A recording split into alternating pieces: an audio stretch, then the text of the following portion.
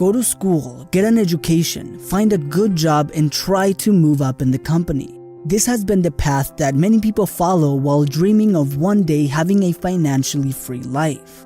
If you look around you, you can easily tell that a big part of today's social economic world is based on the trade of time for money. Most people exchange 1 hour of their time for a predetermined amount of money. This means that there will always be a ceiling on how much money a person can make. For example, if a person gets paid $25 an hour, this means that the absolute maximum this person can make is $600 per day. And this is if this person somehow is able to work all 24 hours in a day. If this person does not take any days off and works all 7 days a week, he will make $4,200 per week, or $16,000 per month, or $201,600 per year. This, of course, is absolutely unrealistic for any human being. Yet, there are people out there making millions of dollars every year. This is because most wealthy people don't earn their money based solely on their time. Whether we get paid $20 an hour or $100, the reality is that financial freedom comes from detaching our time from our income. As Tony Robbins famously said, you can't earn your way to freedom. If you study some of the most financially successful people in the world, you realize that they don't really work for money. They focus on building systems that generate money for them.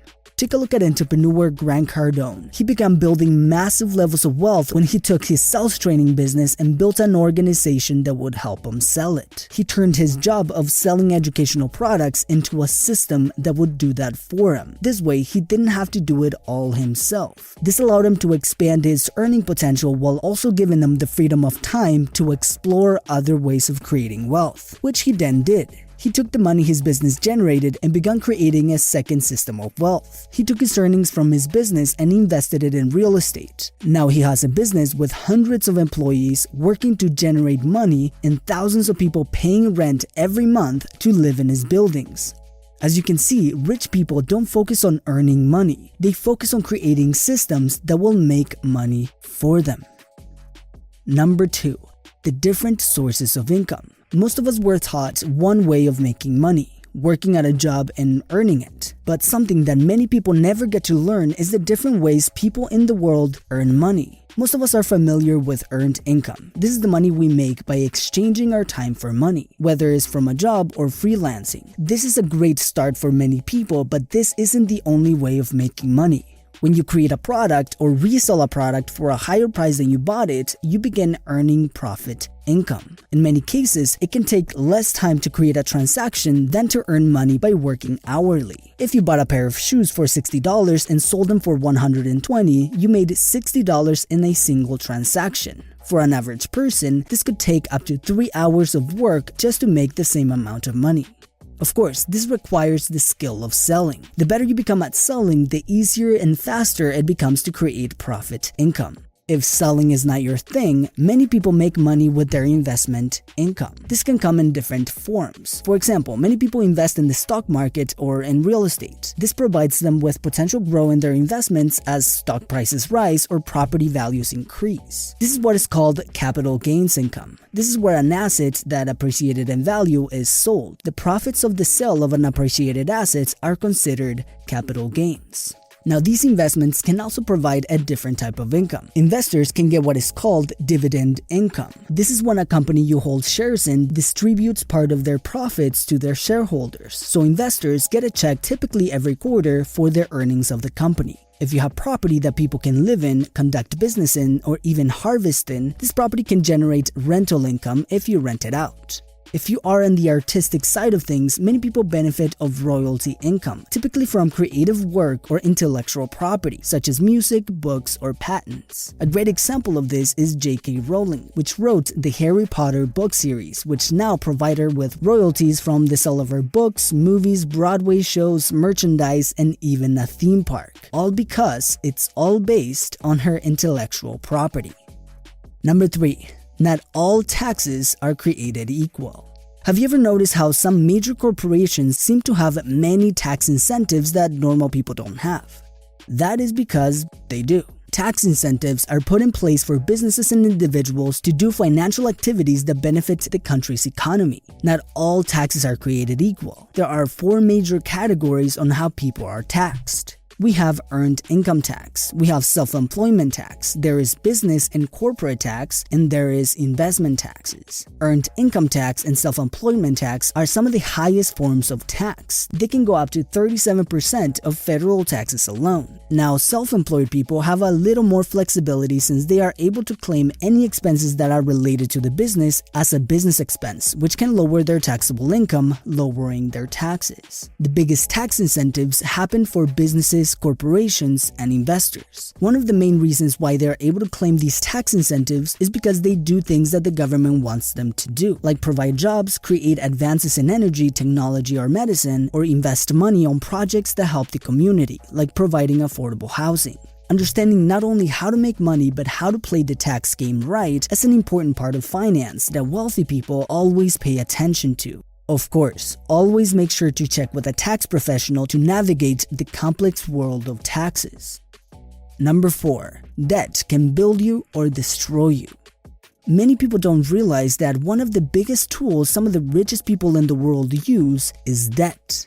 These guys use debt to leverage assets that they would not afford with the money they currently have. For example, if a business is looking to expand their operations, they can take 5 years to save the money to buy the equipment they need and hire the labor they require in order to begin expanding. Or they could borrow the money they need and begin expanding their business right away. In the first scenario, they will take 5 years to begin the process of expansion. In the second scenario, they will be able to begin expanding their business right away, which can allow them to increase their income faster. By the end of the 5 years, this company can be making much more money because they use debt to expand their business. Now, if debt is used incorrectly, it can be detrimental to the person or business's finances. If debt is used in a way that doesn't generate growth, this debt becomes a future expense for the person or the company. Debt is used to increase the spending potential of the borrower, and if it doesn't generate income, this debt is like borrowing money from your future self. This is the difference between bad debt and good debt. Bad debt is only used to increase purchasing power and it doesn't provide any return. Good debt is used to increase investment power to leverage bigger assets or stimulate the growth of a business. Number 5. Skills are currency. Recently, companies like Google, Apple, and Netflix have been very vocal about not requiring employees to have a college degree. Elon Musk went on record saying that a college degree isn't a necessity for a job at Tesla. Some of the biggest companies in the world are beginning to understand that traditional education might no longer fill the demand of this ever-changing world. It is more important now than ever to learn what skills are in demand today and become competitive in those skills. Whether a person wants to enter the workplace or become an entrepreneur, acquiring those in-demand skills can give them the competitive advantage to get ahead and earn them a significant amount of money. Number 6. You must become an owner. If you pay attention to how wealth is distributed in the world, you soon realize that those who hold the majority of the wealth are the ones who own or control the businesses and/or the land. This can mean a number of things. Many people build their own businesses or buy and control their own land. Others decide to invest in other people's businesses, which allows them to own but not control the business. Which for many people who are not business-minded, this is a great option. As Tony Robbins famously said, if you buy an iPhone and you don't hold Apple stock, we have a problem. You are a consumer and not an owner. We must become owners, whether actively operating the asset or just passively owning them to be able to take a share of the world's wealth. For those who are not business-minded and do not have interest in active investment, taking advantage of index funds like the S&P 500 can be a great option since it invests only on the 500 biggest companies in the US. This way, people can take a small ownership on hundreds of the best companies in the US in a passive way and allow them to take advantage of an important part of investing, which is number 7. Compounding returns can be slow, but they are powerful.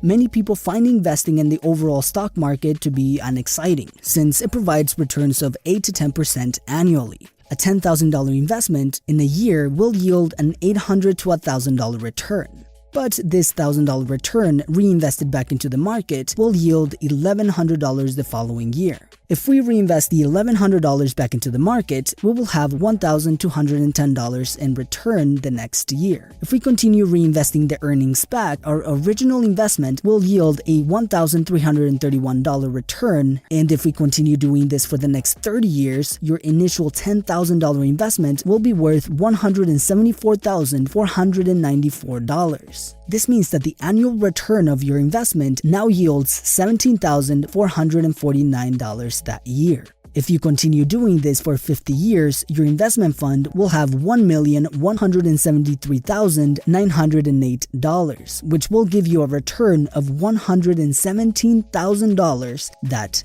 year. That $10,000 investment without any additional investment becomes over $1 million in 50 years, and it generates a six-figure annual return, all due to the power of compounding. As always, thank you for watching, and I will see you in the next video.